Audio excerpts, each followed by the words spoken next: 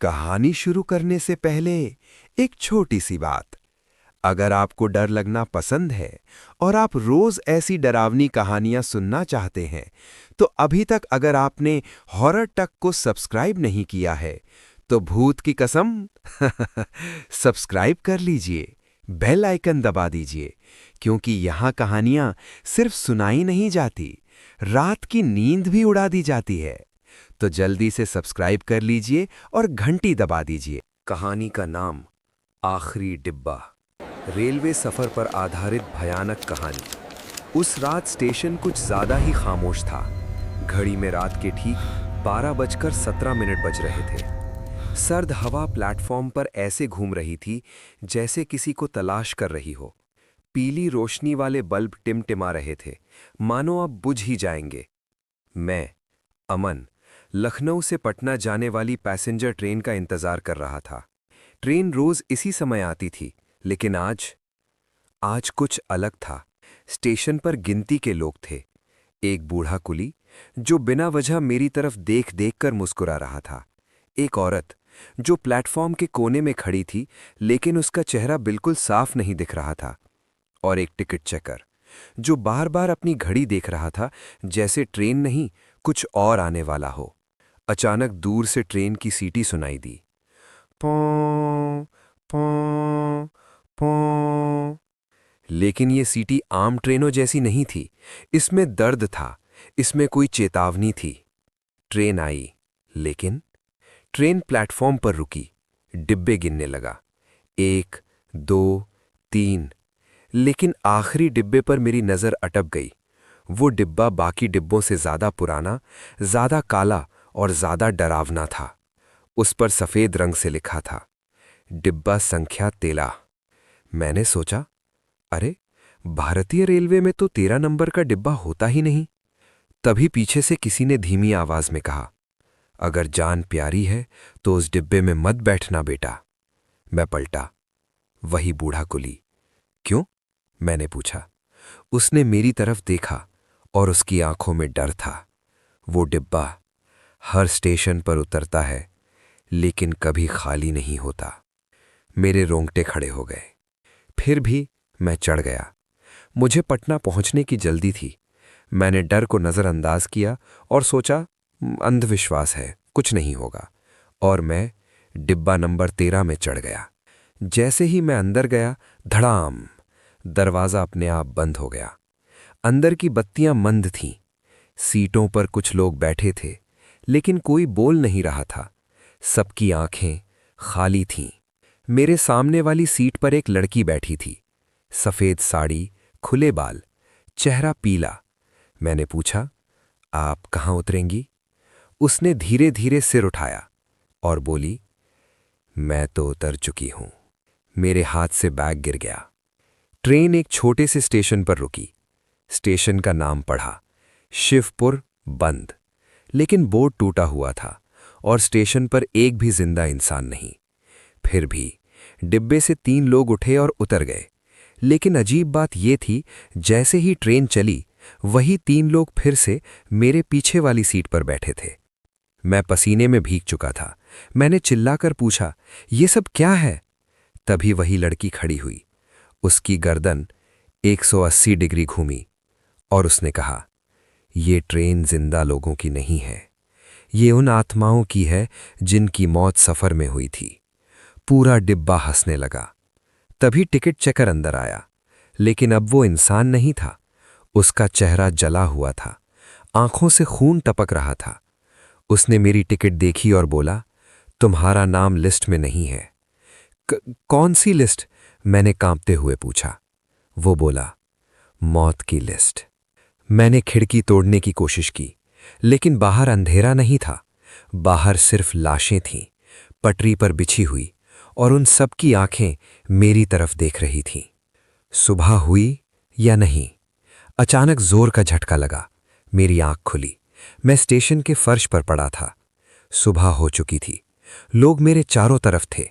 Station master बोला, ये लड़का रात से बेहोश पड़ा था। मैंने हड़बड़ाकर पूछा, डिब्बा नंबर 13 कहाँ है? सब लोग एक दूसरे की तरफ देखने लगे। स्टेशन मास्टर बोला, बेटा, इस लाइन पर 20 साल पहले एक ट्रेन हादसा हुआ था। उसमें आखिरी डिब्बा नंबर 13 आज तक नहीं मिला। मैं कांपते हाथों से उठ खड़ा हुआ। तभी मेरे हाथ में टिकट दिखी।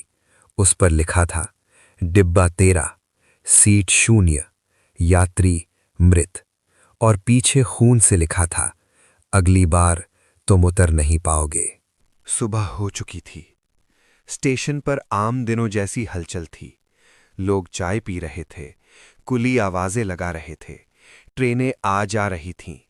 सब कुछ बिल्कुल सामान्य। लेकिन मेरे हाथ में पकड़ा हुआ टिकट अचानक गर्म होने लगा। मैंने चौंक कर टिकट नीचे फेंक दिया। वो टिकट जमीन पर गिरते ही धीरे धीरे जलने लगा और उसके जलते हुए कागज से काले रंग के अक्षर उभरने लगे। वापसी तय है।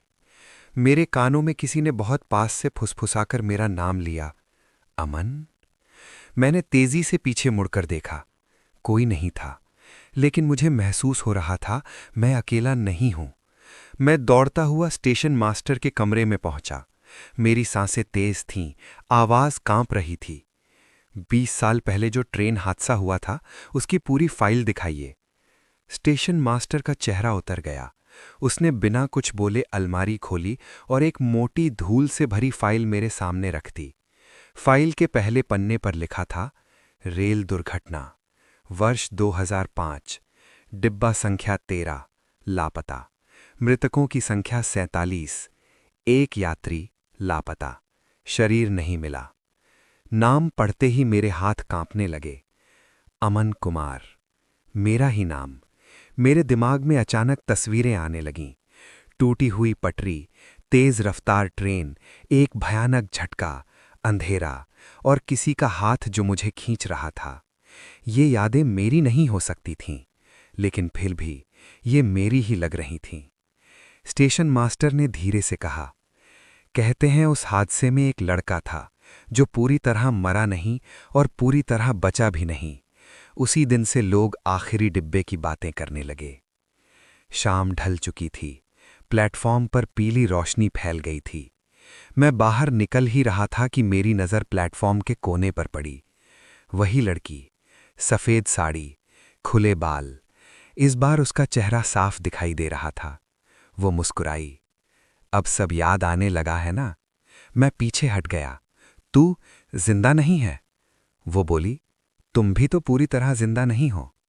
उसने मुझे बताया कि जो लोग सफ़र के दौरान मरते हैं, जिनकी मौत अधूरी होती है, उनकी आत्माएं आखिरी डिब्बे में फंस जाती हैं और जब तक कोई जिंदा इंसान उनकी जगह नहीं ले लेता, वो डिब्बा चलता रहता है। मैंने कांपती आवाज़ में पूछा, तो मैं अब तक कैसे बचा हूं? वो मेरी आंखों में देखते हुए बोली, क्योंकि अभी तक तुम्हारी जगह लेने वाला कोई नहीं मिला। रात फिर उतर आई और वही ट्रेन फिर प्लेटफॉर्म पर आ खड़ी हुई। इस बार सीटी नहीं थी। इस बार ऐसा लगा जैसे पूरी ट्रेन कराह रही हो। डिब्बा नंबर 13 का दरवाज़ा अपने आप खुल गया। अंदर से आवाज़ आई, अमन, घर चलो। मेरे पैर अपने आप आगे बढ़ने लगे। डिब्बे के अंदर कदम रखते ही मेरी सांस रुक गई। मेरे सामने मैं खुद बैठा था, लेकिन उसका चेहरा जला हुआ था, आंखों से खून बह रहा था। वो बोला, अगर आज नहीं उतरा तो यही बन जाएगा। तभी टिकट चेकर सामने आया। अब वो किसी इंसान जैसा नहीं दिख रहा था। उसने कहा, या तो यहीं रहो या किसी और को इस डिब्बे में भेजो। मेरे सामने स्टेशन के चेहरे घूमने लगे। वो लोग जो हर रात ट्रेन का इंतज़ार करते हैं, अकेले, अनजान। ट्रेन चल पड़ी। मैं पूरी ताकत से दरवाजे की तरफ भागा और कूद गया। मेरी आँख खुली। अस्पताल। डॉक्टर बोले, आप 48 घंटे से कोमा में थे। मैंने राहत की सांस ली, लेकिन तभी मेरे बेड के नीचे से एक टिकट फिसलकर बाहर आ गया। उस पर लिखा था डिब्बा 13, सीट 1 और नीचे अगला यात्री तैयार है। दरवाजे के बाहर वही बूढ़ा कुली खड़ा था, मुस्कुरा रहा था। दरवाजे के बाहर खड़ा बूढ़ा कुली अब भी मुस्कुरा रहा था। वही अजीब, बेजान मुस्कान, जिसमें खुशी नहीं, सिर्फ इंतजार था। मैंने नजरें चुराईं और डॉक्टर से बात करने का बहाना किया। जब दोबारा देखा तो कुली वहां नहीं था, लेकिन उसकी हंसी अब भी मेरे कानों में गूंज रही थी। अस्पताल से छुट्टी मिलते ही मैं घर नहीं गया। मुझे पता था अगर मैं अकेला हुआ तो वो ट्रेन फिर मुझे ढूंढ लेगी। मैं सीधे रेलवे रिकॉर्ड ऑफिस पहुंचा। वहां धूल भरी अलमारियां थीं, पुरानी फाइलें और जंग लगी हुई कुर्सियां। एक बुजुर्ग कर्मचारी ने मुझे देखा और पूछा, किस साल की जानकारी चाहिए? 2005, मैंने कहा। डिब्बा नंबर 13। उसने मेरी तरफ ऐसे देखा जैसे मैंने कोई गुनाह कर दिया हो। फिर बिना कुछ बोले एक रजिस्टर निकालकर मेरे सामने रख दिया। रजिस्टर में नामों की लंबी लिस्ट थी। हर नाम के आगे लिखा था मृत, लेकिन हर पेज के आखिर में एक नाम ऐसा था जिसके आगे कुछ नहीं लिखा था, न जिंदा न मरा, बस एक लाल निशान। और वो नाम फिर वही था, अमन कुमार। रात होने लगी। मैं रिकॉर्ड ऑफिस से बाहर निकला तो देखा स्टेशन की सारी लाइटें एक एक करके बंद हो रही थीं। घड़ी देखी, 12:17। मेरे सीने में दर्द उठने लगा। मैं जानता था ये वही समय है। प्लेटफॉर्म लगभग खाली था। दूर कहीं कुत्ते रो रहे थे। हवा में अजीब सी सड़ांध थी। तभी पटरियों के पास मुझे कुछ दिखाई दिया। एक आदमी घुटनों के बल बैठा हुआ। मैं पास गया, उसका चेहरा ऊपर उठा और मेरी चीख निकलते निकलते रह गई। वो आदमी मैं था, लेकिन ज्यादा बूढ़ा, ज्यादा जला हुआ, ज्यादा टूटा हुआ। उसने कांपती आवाज में कहा, भाग मत, हर बार यहीं आना पड़ता है। रेल की आवाज आई, लेकिन इस बार वो आवाज बाहर से नहीं, मेरे सिर के अंदर से आ रही थी।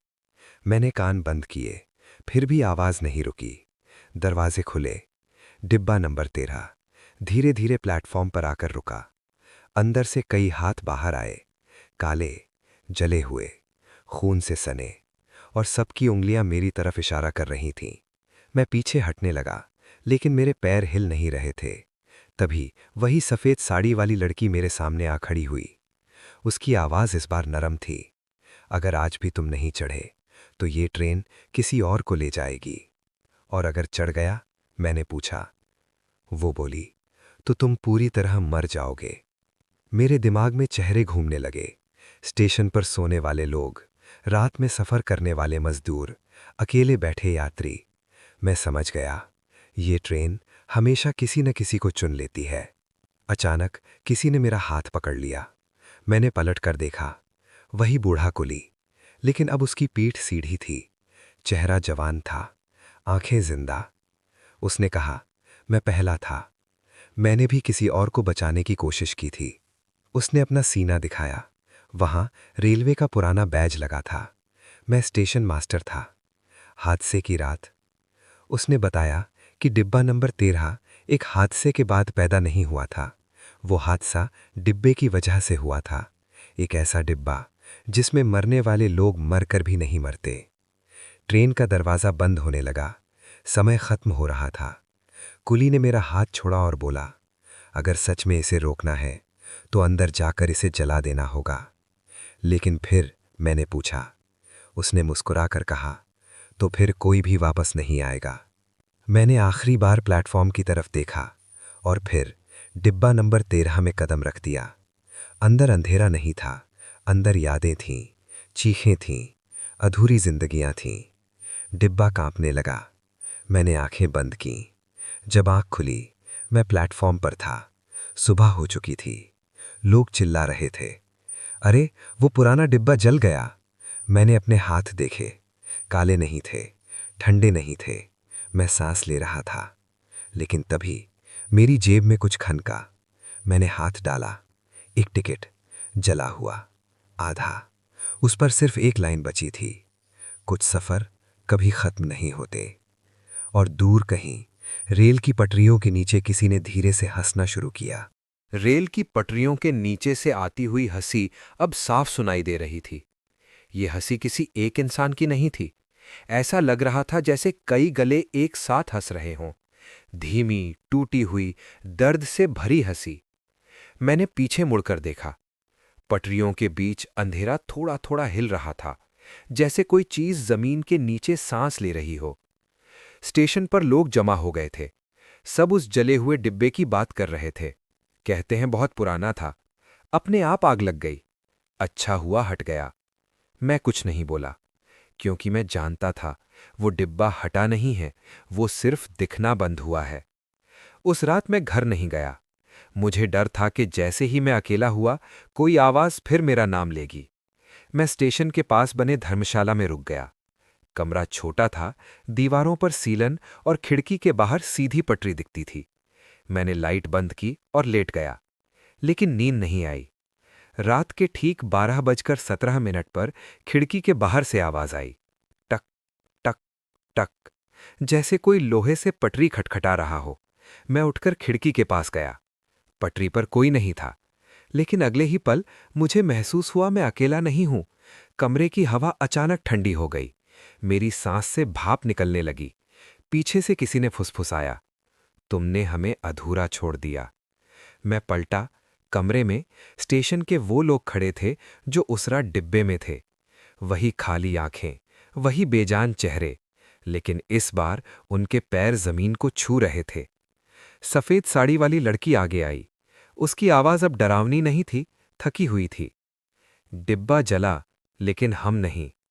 तो अब क्या होगा? मैंने पूछा। वो बोली, अब ये सफर किसी और रूप में चलेगा। दीवार पर लगी घड़ी अपने आप चलने लगी। 12:17, 12:16, 12:15। समय पीछे जा रहा था। मेरे सिर में तेज दर्द होने लगा। यादें जो मेरी नहीं थीं, दिमाग फाड़ने लगी। मैंने खुद को 20 साल पहले उसी ट्रेन में देखा। मैं भाग रहा था, लोग चिल्ला रहे थे और कोई मुझे खींचकर डिब्बा नंबर 13 में ले जा रहा था। तुम भागे थे, लड़की बोली, इसलिए हम फंस गए। मैं घुटनों के बल बैठ गया। तो अब क्या करूं? मैं क्या करूं ताकि तुम सब मुक्त हो जाओ? दीवारों की कमरे की दीवारें कांपने लगीं। सब आत्माएं एक साथ बोलीं, याद रखो, जो भागता है उसे लौटना पड़ता है। अचानक सब गायब हो गए। कमरे में फर सन्नाटा था, लेकिन खिड़की के बाहर वही ट्रेन की सीटी। इस बार दूर नहीं, बहुत पास। मैं बाहर भागा। प्लेटफॉर्म पर कोई ट्रेन नहीं थी, लेकिन पटरी के बीच एक दरवाजा खड़ा था, सीधा, लोहे का। उस पर जला हुआ नंबर 13। दरवाजा धीरे धीरे खुला। अंदर से तेज रोशनी आई, और उसी रोशनी में मैंने देखा वो लोग जो अब तक बच गए थे, जो कभी इस ट्रेन से उतरे थे। लेकिन उनकी आंखों में एक ही सवाल था, अब किसकी बारी है? मेरे पीछे कदमों की आवाज आई। मैंने पलटकर देखा, एक लड़का, शायद 16-17 साल का, कंधे पर बैग, आंखों में नींद। वो बोला, भैया, पटना जाने वाली ट्रेन यहीं आती है ना? मेरे मुंह से आवाज नहीं निकली। घड़ी फिर रुकी, 12:17, और दरवाजा उसकी तरफ घूमने लगा। वो लड़का मेरी तरफ देख रहा था। उसकी आंखों में नींद थी, भरोसा था, और सबसे खतरनाक चीज, अनजानपन। उसने फिर पूछा, भैया, ट्रेन यहीं आएगी ना? मेरी जुबान जैसे पत्थर हो गई थी, क्योंकि मैं जानता था अगर मैंने हां कहा तो अगला नाम मौत की लिस्ट में जुड़ जाएगा। घड़ी अब भी 12:17 पर रुकी थी। पूरा स्टेशन जैसे सांस रोक कर खड़ा था।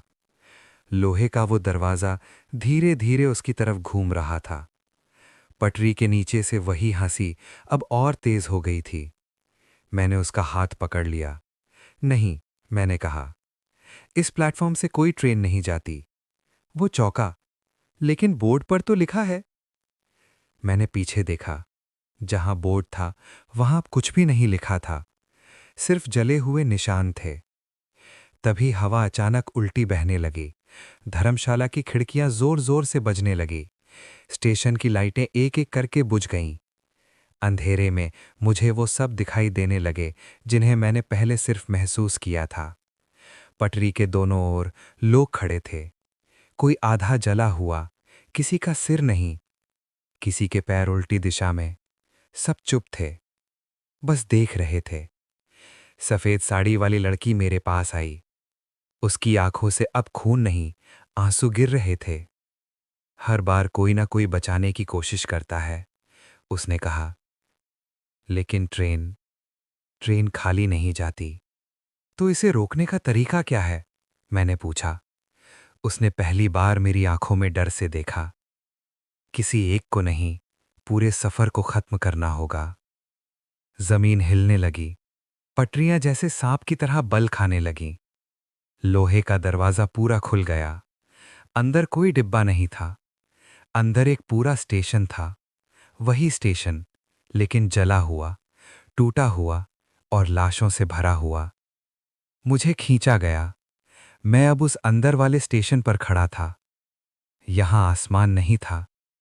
ऊपर सिर्फ धुआं था और सामने डिब्बा नंबर 13, पूरा, सही सलामत।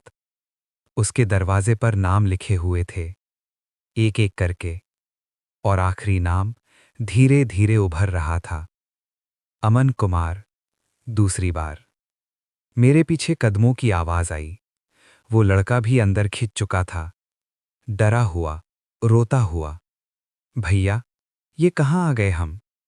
मैंने उसे देखा और उसी पल समझ गया कि अब चुनने का वक्त खत्म हो चुका है। डिब्बे का दरवाजा खुला। अंदर सब आत्माएं बैठी थीं, लेकिन इस बार उनकी आंखों में गुस्सा नहीं था, थकान थी। टिकट चेकर सामने आया। अब उसका चेहरा बिल्कुल साफ था। वो वही स्टेशन मास्टर था जो हादसे की रात मरा था। उसने कहा, एक बार किसी ने गलती की थी, एक बार कोई भाग गया था, और तब से ये सफर चल रहा है। उसने मेरी तरफ टिकट बढ़ाया। इस बार या तो तुम पूरा करोगे या फिर ये कभी खत्म नहीं होगा। मैंने टिकट लिया। वो टिकट अब सादा नहीं था। उस पर हर नाम लिखा था जो इस डिब्बे में मरा था, 47 नाम, और नीचे एक खाली लाइन। मैंने उस लड़के की तरफ देखा। वो कांप रहा था। मुझे याद आया, मैं भी कभी ऐसा ही खड़ा था। मैंने टिकट चेकर की तरफ देखा। अगर मैं अंदर रहा, मैंने कहा, तो क्या ये सब मुक्त हो जाएंगे? उसने सिर हिलाया। लेकिन तुम कभी वापस नहीं आओगे। मैंने मुस्कुराने की कोशिश की। अजीब बात थी, डर अब नहीं था, सिर्फ थकान थी। मैंने टिकट पर खुद का नाम पूरा लिख दिया। कलम अपने आप खून से भर गई। जैसे ही आखिरी अक्षर लिखा, पूरा स्टेशन कांप उठा। डिब्बे के अंदर चीख नहीं गूंजी, सांसें छूटी। एक एक करके आत्माएं हल्की होने लगीं, जैसे बोझ उतर रहा हो। लड़की ने आखिरी बार मेरी तरफ देखा। धन्यवाद, उसने कहा, और वो हवा में घुल गई। डिब्बा जलने लगा, लेकिन इस बार बाहर नहीं, अंदर से। तेज रोशनी, जोरदार आवाज, और फिर सन्नाटा। सुबह, स्टेशन। लोग दौड़ रहे थे। रात में कुछ अजीब हुआ था, लेकिन अब सब ठीक है। वो लड़का प्लेटफॉर्म पर बैठा था, जिंदा, सही सलामत। उसके हाथ में एक सामान्य टिकट था, लेकिन स्टेशन के एक कोने में एक पुराना बोर्ड पड़ा था, आधा जला हुआ। उस पर बस एक लाइन बची थी, डिब्बा नंबर 13 रद्द। और बहुत दूर, बहुत गहराई में, किसी अंधेरे में एक सीट अब भी खाली थी, क्योंकि कुछ सफर खत्म होने से पहले याद रखे जाते हैं, और यादें कभी नहीं मरती।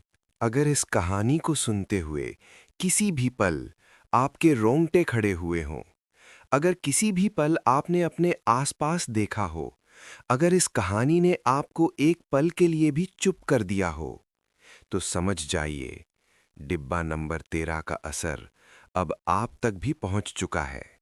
लेकिन डरने की जरूरत नहीं है। बस इतना याद रखिए, कभी भी रात के सफर में अकेले आखिरी डिब्बे में मत बैठिए। और अगर कभी स्टेशन पर घड़ी 12:17 पर रुक जाए, तो पीछे मुड़कर जरूर देखिएगा। दोस्तों, अगर आप चाहते हैं ऐसी ही और भी डरावनी, रहस्यमयी और रोंगटे खड़े कर देने वाली कहानियां, तो अभी चैनल को सब्सक्राइब कर लीजिए, क्योंकि हो सकता है अगली कहानी किसी और की नहीं, आपकी ही हो। और हाँ, इस वीडियो को लाइक जरूर कीजिए और कमेंट में लिखिए, मैंने पूरी कहानी सुनी, ताकि हमें पता चले कि आप अभी तक इस सफर से लौट आए हैं। मिलते हैं अगली कहानी में, लेकिन याद रखिए, कुछ सफर कभी खत्म नहीं होते।